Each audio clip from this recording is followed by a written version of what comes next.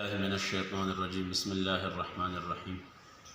نن سبا جماعتونو کې اکثر ماشومان شاته شور شغب ورانې نو دا ډېر مشران په دې باندې کم نظره تنگ نظره ماشومان وهي پرکوي نو لہذا د دې نه ځان ساتل پکار دی. دا یو اهمه خبره ده چې د کم جماعت کې شاته صفونو کې ماشومان په جماعت کې نی او آواز نه راځي د وراني یا د ماشومانو د شور نو لہذا د دې خلکو آینده نسل به د جماعت نه لرې وي.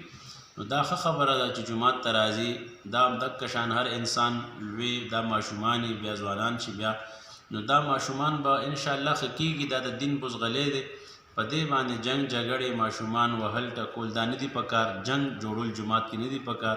ښه محبت سره که یو ماشوم ډېر ورانې کوي نو هغه سمجاول پکار دي او داسې واړه جماعت ته نه دي راوستل پکار چې هغې ځان نشي سنبالولی امتیازه کوي جماعت کې ډېر داسې ورانې کوي نو هغه خیر دی. او بهرحال که عام داسې ده او 8-9 کالو ماشوم د 15 کالو ماشوم هغه په جماعت کې داسې چېرته شور شغب نو په هغې باندې ممانعت نه دی پکار.